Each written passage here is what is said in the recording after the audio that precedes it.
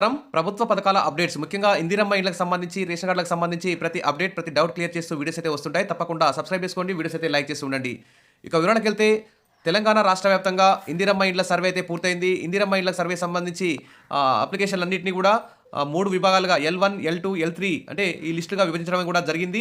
దాదాపు 72,000 మందికి ఇండ్లు కూడా శాంక్షన్ చేయడం జరిగింది మొదటి దశలో. ఇక రెండో విడత రాష్ట్ర వ్యాప్తంగా మార్చి 15 తర్వాత గ్రామ సభలు పెట్టి ఇందిరమ్మ కమిటీల ద్వారా రాష్ట్ర వ్యాప్తంగా ఇందిరమ్మ ఇళ్లకు సంబంధించి ఫైనల్ లిస్టు ఖరారు చేసే అవకాశం ఉంది. ఇక జిహెచ్ఎంసీ పరిధిలో చూస్తే జిహెచ్ఎంసీ పరిధిలో ఇంకా ఇందిరమ్మ ఇళ్ల సర్వే కొనసాగుతూనే ఉంది.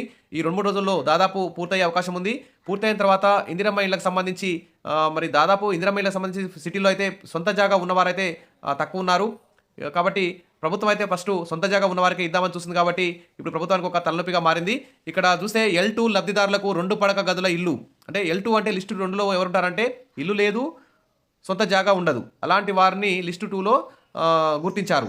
మరి లిస్టు 2లో ఉన్నటువంటి లబ్ధిదారులందరికీ కూడా డబల్ బెడ్రూమ్ ఇళ్ళని ఇవ్వాలని చెప్పేసి ప్రభుత్వం అయితే నిర్ణయించినట్టు తెలుస్తోంది. ఇది ఒక గుడ్ న్యూస్ అని చెప్పుకోవచ్చు.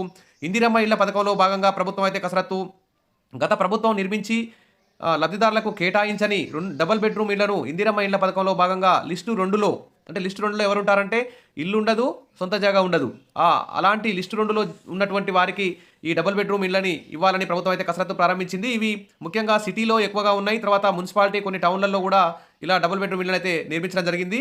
ఎక్కడైతే ఈ డబుల్ బెడ్రూమ్ ఇళ్ళు నిర్మించి మరి లబ్ధిదారులకు కేటాయించకుండా మిగిలిపోయి ఉన్నాయో వాటన్నిటిని ఆయా ప్రాంతాల్లోని ఇప్పుడు ఇందిరమ్మ ఇళ్ళ కోసం అప్లై చేసుకుని లిస్టు 2లో అంటే ఇల్లు ఉండకుండా సొంత జాగా లేనిటువంటి వారందరికీ కూడా ఆ డబుల్ బెడ్రూమ్ ఇళ్ళనే ఇవ్వాలని చెప్పేసి ప్రభుత్వం ఒక నిర్ణయానికి వస్తున్నట్టు తెలుస్తోంది. ఇది ఒక గుడ్ న్యూస్ అని చెప్పుకోవచ్చు. అదేవిధంగా రాష్ట్ర ప్రభుత్వం నిర్వహించిన ప్రజాపాలనలో వచ్చిన దరఖాస్తులపై ఇందిరమ్మ ఇండ్ల యాప్ ద్వారా సర్వే కూడా నిర్వహించారు. ఇటీవల నిర్వహించిన ఇంటింటి కులగణన సర్వేతో ఈ సర్వేను సరిపోల్చుకొని ప్రభుత్వం ఇందిరమ్మ ఇండ్ల జాబితాను లిస్టు 1, లిస్టు 2, లిస్టు 3గా విభజించింది. లిస్టు 1లో సొంత స్థలం ఉన్న 21,93,000 మందిని లిస్టు 1లో చేర్చారు. వీరందరికీ ఇల్లు కట్టుకోవడానికి ప్రభుత్వం విడతల వారీగా 5 లక్షల చొప్పున అందిస్తనుంది. ఇక లిస్టు 2లో సొంత స్థలాలు లేని 19,96,000 మందికి రాబోయే ఆర్థిక సంవత్సరంలో స్థలంతో పాటు ఇంటి నిర్మాణానికి కావాల్సిన 5 లక్షల చొప్పున ఇవ్వనుంది. అయితే వీరిలో కొందరికి మిగిలిపోయిన డబుల్ బెడ్రూమ్ ఇళ్లను కేటాయించాలని ప్రభుత్వం అయితే భావిస్తుంది.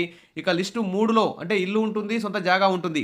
ఈ లిస్టు 3లో ఉండి దరఖాస్తు చేసుకున్న వారు కూడా ఉన్నారు. ఇక మిగిలినవి కేటాయించాలని గత ప్రభుత్వం 10 ఏళ్లలో 2,36,000 పడక డబుల్ బెడ్రూమ్ ఇళ్ళని మంజూరు చేసింది. అందులో 1,58,000 ఇళ్ళని పూర్తి చేసింది. వాటిలో 1,36,000 ఇళ్ళని ఆల్రెడీ పంపిణీ చేసింది. మిగతావి పంచకుండా అలాగే ఉన్నాయి.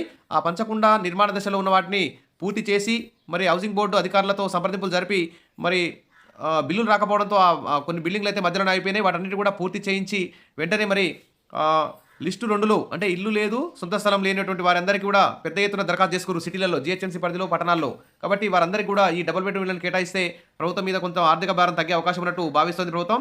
ఇందులో భాగంగా నియోజకవర్గాల వారీగా మధ్యలో ఆగిపోయిన పూర్తయిన ఇళ్ల సమాచారాన్ని జిహెచ్ఎంసీలో కూడా సేకరించారు. అక్కడక్కడ డబుల్ బెడ్రూమ్ ఇళ్లకు లబ్ధిదారుల పేర్లను ప్రకటించిన వారికి కేటాయింపులు చేయలేదు. ఈ నేపథ్యంలో మరోసారి క్షేత్రస్థాయిలో విచారణ జరిపి నిజంగా వారు ఇందిరమ్మ ఇళ్లకు అర్హులైతే మరి వారికే కేటాయించుదామని చూస్తున్నారు. ఇంకా మిగతా ఇళ్లను లిస్టు 2లో వారికి ఇవ్వాలని చూస్తున్నారు. స్థలం 5 లక్షలు తీసుకోవడం కంటే నిర్మాణం పూర్తయిన డబుల్ బెడ్రూమ్ ఇంటిని దక్కించుకోవడమే మేలని భావిస్తున్న దరఖాస్తుదారులు వాటిని తమకే కేటాయించాలని రాజకీయ నేతలపై ఒత్తిడి కూడా పెరుగుతుంది.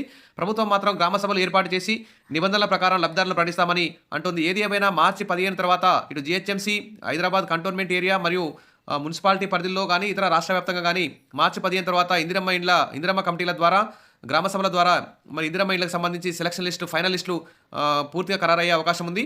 కాబట్టి అందరూ కూడా రెడీగా ఉండండి. ఇక లిస్టు 1, లిస్టు 2, లిస్టు 3 ఫస్ట్ అయితే లిస్టు 1 వారికి ఇండ్లు ఇస్తారు.